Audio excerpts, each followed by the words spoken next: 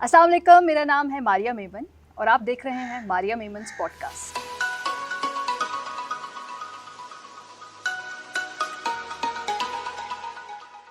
आज के पॉडकास्ट में हम एक इंतहाई अहम इशू के ऊपर बात करेंगे, ख़ास तौर पे ख़वातीन की जो फाइनेंशियल एम्पावरमेंट, उन्हें अपने पैरों पे खड़े होने के बारे में सिखाना छोटी उम्र में, और अगर मुश्किल वक्त आ जाए तो अपना ख्याल कैसे रखना है। ये हम पाकिस्तान में अपनी बच्चियों को बहुत कम सिखाते हैं और मेरी जो आज की मेहमान है उनसे इसी पे बात करेंगे। Rabia Ahmed the basil pantry एक फूड बिज़नेस चलाती हैं इस्लामाबाद में।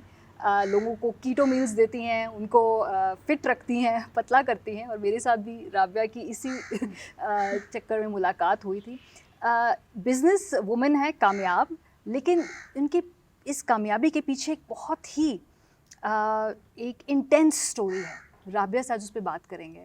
बहुत शुक्रिया एक तो अपनी प्राइवेट स्टोरी को हमसे शेयर करने के लिए। राबिया, आप बहुत छोटी उम्र में आपकी शादी हो गई थी, मुझे बता रही थी 19 साल में शादी हो गई थी, और फिर बहुत छोटी ही उम्र में आपके मियाँ दुनिया से चले गए। और अगर मैं ये लफ्ज़ इस्तेमाल करूँ, विडो हो गई, बेवा हो गई आप। थोड़ी सी अपनी स्टोरी बताइए, अपनी जर्नी के बारे में बताइए। जी, एज़ यू सेड, मैं बहुत छोटी उम्र में ही शादी हो गई थी। मैंने अपनी तालीम भी अपनी शादी के बाद मेरे हस्बैंड ने कंप्लीट करवाई थी एक्चुअली। एंड फिर I was married for 13 years. And 12वें साल मेरे हस्बैंड की तबीयत काफ़ी ख़राब हो गई थी and then he passed away. मेरा बेटा उस वक्त 9 साल का था और मेरे हस्बैंड खुद बहुत छोटे थे, which is 39, I was 33। And that's what happened. And मैं इस्लामाबाद में नहीं होती थी, मैं कराची में होती थी। तो मेरे हस्बैंड की डेथ के बाद, क्योंकि मेरे पेरेंट्स इस्लामाबाद में थे और मेरा कोई support system as such Karachi में नहीं रहा था after my husband, so I move back to Islamabad and that's when my journey actually started. हाँ, ये जर्नी के बारे में हम ज़रूर बात करेंगे। ख़ास तौर पे जब पार्टनर चला जाता है तो उसके साइकोलॉजिकल, फाइनेंशियल, हर तरह के इम्पैक्ट होते हैं। आप अकेली रह गई थी, कोई ख़याल करने वाला था? मतलब घर वाले इर्द-गिर्द होते, लेकिन जैसे कहते हैं ना, जैसे ख़ावंद या कोई घर का सरबराह का ख़याल करने की आपको आदत थी, खुद अपना ख़याल रखना उस तरीके से नहीं आता था। नहीं आता। ये कैसे सीखा? ये क्या जर्नी था? मारिया, ये एक तो अल्लाह ताला जब डालता है तो आपको मेरा ख़्याल है ताकत भी देता है। कोई अगर प्रॉब्लम डालता है, लेकिन साथ में आपको ख़ुद भी हिम्मत करनी होती है। जैसे जब मेरे हस्बैंड बीमार हुए और वो काफ़ी ज़्यादा बीमार थे, 3 महीने वो अस्पताल में थे और मैं उनके साथ दिन रात थी। लेकिन जब बिल्कुल उनका एंड का टाइम था, मुझे उस वक्त होश ही नहीं था कि बाद में क्या होगा, पैसों का क्या करूँगी। एक हमारे पास कार्ड था जो हमारा म्यूचुअल था और मैं वो बस स्वाइप करती रहती थी और बिल पे करती रहती थी। जॉइंट फंड्स थे आपके? जॉइंट फंड्स थे, ठीक है। और मुझे पता ही नहीं था कि कितना इम्पोर्टेंट होता है कि एक औरत का अपना बैंक अकाउंट होना चाहिए। मैं पढ़ी लिखी थी, बहुत सिंपल चीज़ है। चार्टर्ड अकाउंटेंट है, आपने मुझे बताया? ACCA मैंने किया हुआ है, लेकिन मेरे पास एक अपना ज़ाती बैंक अकाउंट नहीं था, जॉइंट था। तो जब उनका बहुत ज़्यादा तबीयत ख़राब थी, सबको पता था, वो बैंकर थे, तो उनके कुछ कोलीग्स ने मुझे कहा कि प्लीज़ आपका क्या है। मैंने कहा जो भी छोटी मोटी इन्वेस्टमेंट है वो जॉइंट है। उन्होंने कहा आप आके फ़ौरन वो क्लियर कराएं। मुझे उस वक्त समझ में नहीं आई कि मुझे क्यों कह रहे हैं, कि क्या वजह है। खैर मैंने कहा कि ठीक है। उन्होंने कहा बैंक आएँ। जिस दिन मैंने डिसाइड किया फाइनली कि मैं बैंक जाऊंगी, उस दिन मुझे डॉक्टर ने कहा कि आप अभी मत जाइए, अभी कुछ भी हो सकता है। अच्छा, एक तरफ मुझे दिख रहा था कि मेरे हस्बैंड को कुछ भी हो सकता है, कभी भी वो वक्त ठीक आ है। सकता है। दूसरा मुझे ये था कि मेरे अकाउंट में सिर्फ 300 रुपये पड़े हैं और मैं क्या करूँगी, मेरा बेटा है, मैं क्या करूँगी। खैर मैं उसके बैंक गई, मैंने अपनी अम्मी को फ़ोन किया। मैंने कहा अम्मी, इस वक्त बहुत ज़्यादा तबीयत ख़राब है, आप दुआ करें जब तक मैं वापस हॉस्पिटल ना आऊँ। हॉस्पिटल और बैंक का कोई मेरे ख़्याल से 40 मिनट्स का रास्ता था। मैंने कहा जब तक मैं वापस ना आऊँ, आपने मुसल्ले पे रहना है और आपने दुआ करनी है कि मेरे यहाँ की सांस चलती रहे। और उस वक्त जैसा आप कंपार्टमेंट में नहीं कर देते चीज़ें, मैंने उस वक्त कहा नहीं, इस वक्त इम्पॉर्टेंट क्या है, क्या मेरे रुकने से चीज़ें चेंज होगी? नहीं होंगी। मेरे जाने से शायद मेरे बेटे और मेरी वो थोड़ी सी चीज़ें बेहतर हों, मतलब फाइनेंशियली। मैं बैंक गई हूँ, मैंने वो ट्रांजैक्शन जो भी है छोटी मोटी निकाली है। मैं आई हूँ और मेरे हस्बैंड ने आखिरी सांस लिया है एंड उस वक्त फिर मैं आके बैठी, उस वक्त मुझे पता लगा कि मेरे साथ हुआ क्या है। It started to sink in कि क्या हुआ। Started लेकिन to sink in. Hold this thought, मैं इस पे इसलिए बात करूँगी क्योंकि हमारी सोसाइटी में ख़ास तौर पे हम प्रैक्टिकली नहीं सोचते। नहीं, हम कहते ओह खावन की तबीयत ठीक नहीं है, इसको बैंक की पड़ी हुई है, ये पैसे निकालने ये चली गई। निकालने चली गई। ये इस बात पे मैं इसलिए चाहती हूँ आप बात करें ताकि हम प्रैक्टिकल एस्पेक्ट हर चीज़ का उसको समझने की सलाहियत पैदा करें अपने अंदर। सेल्फिशनेस नहीं है, ये दूरंदेशी है अपने ख़ानदान के लिए, उनके नहीं, बेनिफिट और के लिए। जहाँ मैं बैंक अकाउंट कह रही हूँ ना, बहुत ज़रूरी है कि सब औरतों के अपने एक इंडिविजुअल बैंक अकाउंट्स हों। मुझे उस वक्त पता चला कि जब आपके हस्बैंड की अगर डेथ हो जाती है या इवन आपके वालिद की हो जाती है और आपका जॉइंट अकाउंट है, तो आपके अकाउंट फ्रीज़ हो जाते हैं, आप वो पैसे नहीं निकाल सकते। और जब तक इवन अगर आपका जॉइंट भी हो, तो आपको सक्सेशन के लिए अप्लाई करना पड़ता है, कोर्ट में जाना पड़ता है, नादरा में अपना आईडी कार्ड चेंज कराना पड़ता है, जो सब मैंने इद्दत में कराया। ओके। क्योंकि खाती कहाँ से, कौन देता। वैसे तो सब चुप कराने के लिए बहुत आ जाते हैं, कहते भी हैं हम मौजूद हैं, हम कुछ चाहिए हो तो बताना, बट कोई होता नहीं है, हार्ड लाइफ इट कोई होता स्टेयर्स नहीं एट है, यू एट दैट मोमेंट, कोई राइट? होता नहीं कितना है। वक्त लगा आपको अपना वो पूरे फाइनेंशियल इश्यूज सॉर्ट आउट करने में? मारिए वो तो अभी तक हो रहे हैं, 6 साल हो गए हैं। अच्छा। इवन जो जैसे लीगल चीज़ें हैं वो बहुत अभी तक हो रही हैं, लेकिन मैं फिर उनके पीछे नहीं पड़ी। ठीक है, मैंने जो लीगली मैं कर सकती थी मैंने किया, बट मैंने कहा मैं खुद को कैसे बिल्ड करूं। ट्रू। ये Because- अच्छी बात है क्योंकि ऑब्वियसली एक ग्रीफ का पीरियड है, एक यंग डेथ है, एक बच्चा भी है। ज़रा थोड़े से अपनी ग्रीफ की जर्नी शेयर करें। एक एक्सेप्टेंस कब आई और ये कब सोचा कि भाई अब मुझे ही करना है जो करना है, और मैंने कैसे करना है? जब शुरू में मेरे मियाँ की, अहमद उनका नाम था, अल्लाह जन्नत नसीब करे, जब अहमद बहुत बीमार थे तो मुझे मेरी सारी एनर्जी इस पे थी कि मैं क्या कर लूँ कि वो सही हो जाए। यू नो, उस वक्त मैं कहती हूँ कि कुछ लोग थे जो फरिश्ते हैं मेरी ज़िंदगी में, जो मेरे रिश्तेदार नहीं थे, जो मेरे ब्लड रिलेटिव्स नहीं थे, उसके डॉक्टर, आसपास कुछ हमारे फ्रेंड्स। पता है ये वाला जब ग्रीफ का पीरियड होता है, ये छांटी का पीरियड होता है। So true. आपको पता लगता है कौन आपके साथ है और कौन नहीं है। ये सुपरफिशियल लोग सारे छट जाते हैं। तो उस वक्त मुझे इसकी डॉक्टर ने प्रिपेयर करना शुरू किया था, बट मैं सोचती नहीं थी, मुझे कभी ये था ही नहीं कि he will not be there, हालांकि he was really unwell. Denial था, थोड़ा डिनायल था, राइट? बहुत डिनायल था। हाँ। But when he passed away तो फिर everything was on my, like you know, मेरे मुंह पे थी। बट तब ये था कि मुझे शिफ्ट करना पड़ गया था इस्लामाबाद, तो फोकस सारा उस पर था, तो मैं ग्रीव कर ही नहीं पा रही थी। There was so much to do and my body needed to grieve, my mind needed to grieve, but I couldn't. And उसके आफ्टर इफेक्ट्स होते हैं, आप डिप्रेशन में जाते हैं, आप, मैंने मेडिकेशन ली बहुत अरसे तक, हेल्प ली, थेरेपी पे गई, और ये सारा प्रोसेस है ग्रीव का। और जब इतने किसी क्लोज की डेथ होती है ना, तो वो ग्रीव वेव्स में आता है, सो ट्रू। वो जाता कभी भी नहीं है, वो एहसास अभी भी है, लेकिन वो वेव्स होती हैं। और आपके साथ तो बेटा भी था, उसको भी बेटा भी समझाना था। कि बेटा ये क्यों हुआ है, और ये भी सवाल होता है ये मेरे साथ ही क्यों हुआ है, दुनिया में इतने और लोग हैं, व्हाई मी, राइट? ये सवाल तो नहीं था, मुझे था अल्लाह ने अगर कोई आजमाइश डाली है तो कोई वजह होगी, ओके। अल्लाह ही मेरा हाथ पकड़े का। सो मजहब और फेथ ने आपको इसमें बहुत ज़्यादा, मदद दी। बहुत ज़्यादा। बिजनेस करने का फिर आपने कैसे सोचा? क्योंकि क्या पहले कभी बिजनेस किया था या इससे पहले बिजनेस नहीं काम किया था, पढ़ाया था, हमेशा पढ़ाया था। इवन एक ये बात थी जो कि जिसका क्रेडिट मैं अपने वालिद को भी दूंगी और मैं अपने मियाँ को भी दूंगी, कि ठीक है मेरी शादी बहुत छोटी एज में हो गई थी, लेकिन दोनों ने मुझे बहुत इंडिपेंडेंस दी थी शुरू से। मुझे इजाज़त, मतलब एक कहते हैं ना, वालिद ने भी, और आई एम सॉरी ये लफ्ज़ नहीं यूज़ करना चाहिए कि मियाँ ने इजाज़त दी, एक्चुअली आपका राइट है। जी, आप खुद को बता दें कि भाई मैं जा रही हूँ, हाँ, कोई आपके साथ क्लैश तो नहीं आ रहा, कोई कमिटमेंट एग्जैक्टली। में? हाँ।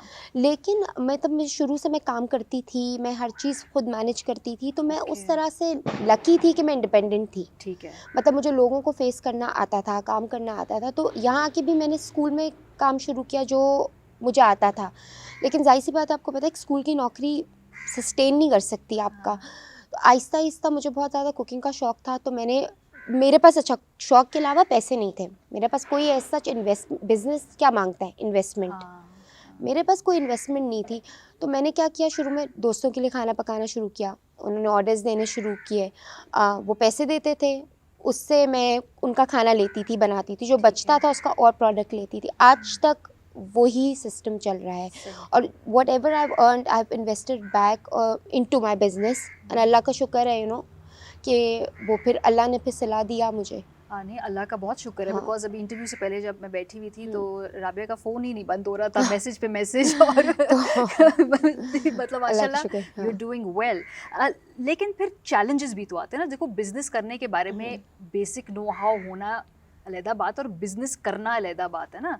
तो उसमें क्या मुश्किलात आई? फिर ये भी होता है कि पाकिस्तान में प्रोफेशनलिज्म जनरली कम होता है आपके, इसके बारे में बताओ कि ये आसान है फिर से छोटा बिजनेस सेटअप करना? शायद कोई ख़वातीन सोचें कि अच्छा यार ये अच्छा आइडिया है, लेकिन करें कैसे वो? देखिए, पहले तो आप अपना, सबसे पहले मैं कहूँगी अपना पैशन फॉलो करें। आप देखें कि ज़रूरी नहीं कि अगर मैं खाने का काम कर रही हूँ तो आप भी वही करें, ठीक है? अगर आप कपड़े अच्छे बनाती हैं, आप ट्यूशन अगर पढ़ाती हैं, आपको फ़ोटोग्राफ़ी का शौक़ है, जो शौक़ है उसको, मैं इसीलिए काम करती हूँ क्योंकि मुझे, I am passionate about food. I know how to cook. Even if I don't have anyone working for me, अब तो माशाल्लाह I have a team.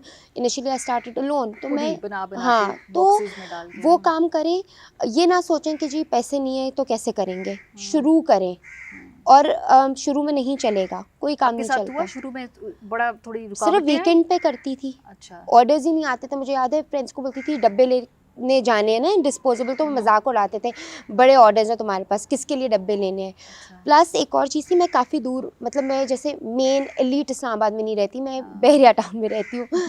तो उस पर जब मैंने शुरू में लोगों को कहा तो लोगों ने कहा कौन तुमसे लेगा, इतनी दूर से कौन डिलीवरी लेगा। सही। बट मैंने ना उन चीज़ों को नहीं सोचा, ज़्यादा मशवरे ना लें, अच्छा। अपने दिल की सोचें और प्रैक्टिकल होकर सोचें। और अगर आप 100% एक चीज़ को देंगे तो कभी ना कभी आपको ज़रूर रिटर्न देती है। अच्छा, यहीं आपका भी टेस्ट ख़त्म नहीं हुआ है, टर्मोइल ख़त्म नहीं हुई थी। मुझे आपने बताया कि पिछले साल कोविड में, लॉकडाउन में आपके पूरे घर में आग लग गई। पूरे घर सबको, में। मतलब अगेन जैसे कहते हैं ना कि एक इतना बड़ा हाँ। पीछे की तरफ धक्का लग जाए, वो फिर क्या क्या किया, उस रीबिल्ड पे कैसे भी किया? रीबिल्ड ये किया कि 4-5 दिन बहुत रोई, कपड़े नहीं थे उस वक़्त, कुछ खुला नहीं था, कपड़े भी जल गए, मतलब कुछ कुछ भी नहीं बचा लिटरली था, कुछ नहीं कुछ था, भी नहीं राइट? बचा, लिटरली चप्पल भी नहीं थी। मतलब वो घर में, एक मेरा डॉग था puppy, he also died in that fire, मतलब कुछ भी नहीं बचा था।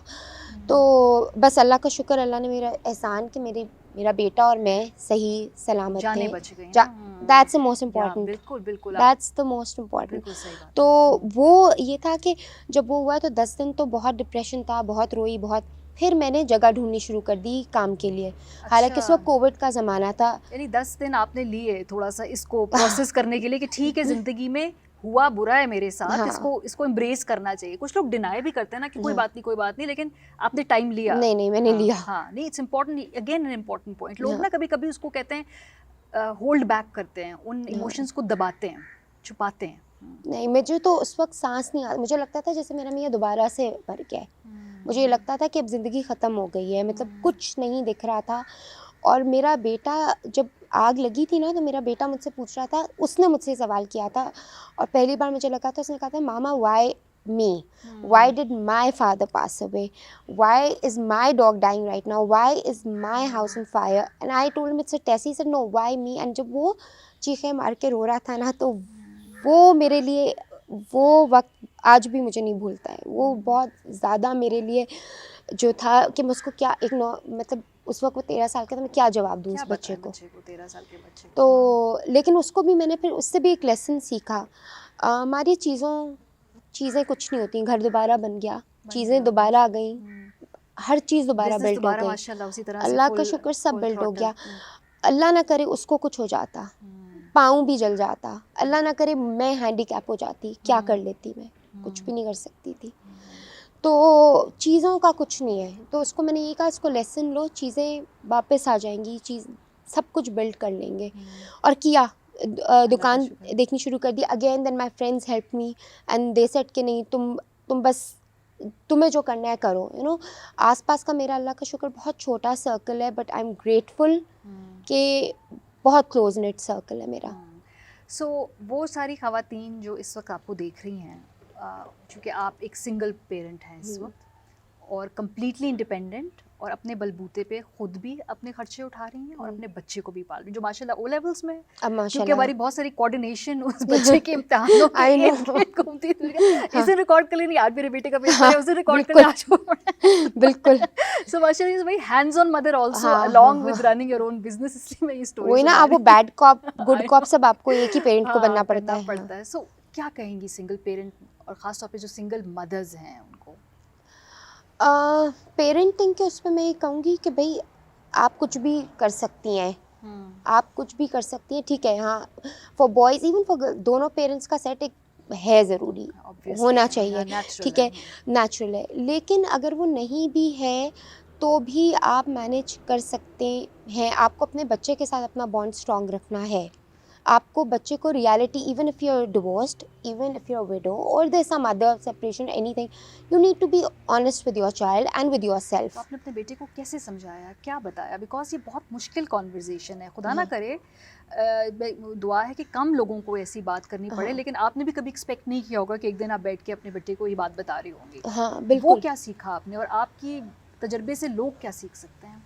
एक तो ये कि मैंने कभी भी अपने बच्चे को शुगर कोट नहीं किया चीज़ों पे, ना उसे बेचारा बनाया। अच्छा। मैंने उसे बोला हम बेचारे नहीं हैं, हम अल्लाह का शुक्र है जब तक हमारे पास 2 हाथ हैं, 2 पाँव हैं और हम काम कर सकते हैं, तो हम बेचारे नहीं हैं। तो इवन जैसे कभी-कभार होता है ना बच्चों को कि okay I don't have a father, मैं कहती हूँ no, you don't have a father but you have a house, you have loving grandparents, आपको अपनी ब्लेसिंग्स हमेशा पहले गिननी है। आपको अपने लिए भी और अपने बच्चों के लिए भी ये लेसन है कि उनको अपनी ब्लेसिंग्स दिखाएं। कुछ ना कुछ ब्लेसिंग, सबसे बड़ी ब्लेसिंग सेहत होती है। सही। यू नो जब आप अपनी ब्लेसिंग्स गिनेंगे तो आपको अपना गम बहुत कम लगने लगेगा। और ग्रीफ के बारे में कैसे बात करें? क्योंकि अगर कुछ लोगों की जैसे आपके केस में जो वालिद साहब है बच्चे के, वो ज़िंदा नहीं हैं, कुछ में ऐसे जैसे वैसे अलहदगी हो गई, लेकिन ग्रीफ को कैसे नेविगेट बच्चे को कराएं इसमें? देखिए ग्रीफ का भी ये है, एक तो बच्चे से कम्युनिकेशन बिल्कुल रखें। लोग कहते हैं अच्छा चलो आओ घूमने चलें, बात नहीं करते। मेरा बेटा शुरू में रोता था, अच्छा स्पेशली बच्चे इसको ना मैनिपुलेट भी करते हैं। हाँ। एग्जाम्स होते थे, वो कहता था बाबा याद आ रहे हैं। अच्छा, वो तो भी मैं चालाकी है हाँ ना, ओह माय गॉड। तो मैं उसे कहती थी बेटा बाबा बाबा चले गए, तुम यहीं हो मैं यहीं हूँ, तो पढ़ना तो है, उसके बाद बाबा को याद करेंगे। एग्जैक्टली मैं उसको ये कहती थी अच्छा, कि बाबा मुझे भी बहुत याद आ गॉड, रहा है, रोएंगे, पहले ये पढ़ो पढ़ो। सुनाओ और फिर। तो उसको पता था कि वो प्ले अराउंड नहीं कर सकता। दूसरा मैं बात करती थी, मतलब अगर वो रोता भी था तो मैं कहती थी अच्छा ठीक है तुम क्यों रो रहे हो, तो मैं अच्छा ठीक है तुम दुआ करो। कभी कहता था मुझे दुआ नहीं करनी, मुझे बात करनी है। कभी जैसे बात करते थे कि बचपन में क्या करता है, how my husband was with him, और इस तरह से। और कभी बच्चे को रोने देना भी चाहिए, कभी उसको लोन टाइम होता था तो मैं वो भी देती थी। ठीक है। फिर एक टाइम ये भी आया कि वो कहता है कि मुझे बाबा उस तरह से याद नहीं आते, और वो मेरे दिल को लगता था कि क्यों नहीं आते। बट अगेन वो 9 साल का था, उसके आगे भी ज़िंदगी है, तो आपको बच्चे को भी समझना है। और मैं कहती हूँ ऑनेस्ट रहना। आपने ये नहीं, हमारा ये होता है अच्छा बच्चे अगर पेरेंट की डेथ होगी, अच्छा बोलो वो चले गए हैं, कहीं चले गए हैं, वापस आ जाएंगे। नहीं, आप रियलिटी बताएं, death is a reality. Thank you so much you Rabia. Welcome. बहुत ही आपने एक पावरफुल और इम्पोर्टेंट कॉन्वर्जेशन, ख़ास तौर पे जो ख़वातीन की एम्पावरमेंट के बारे में, कि भाई ज़िंदगी में कभी भी कोई मुश्किल आ सकती है, हमेशा कोशिश करें कि आप अपने आप को ऐसी चीज़ें सिखाएं, अपने आप को क्विप रखें ताकि इन चैलेंजेस का मुकाबला कर सकें। पॉडकास्ट का फीडबैक ज़रूर दीजिएगा। Thank you.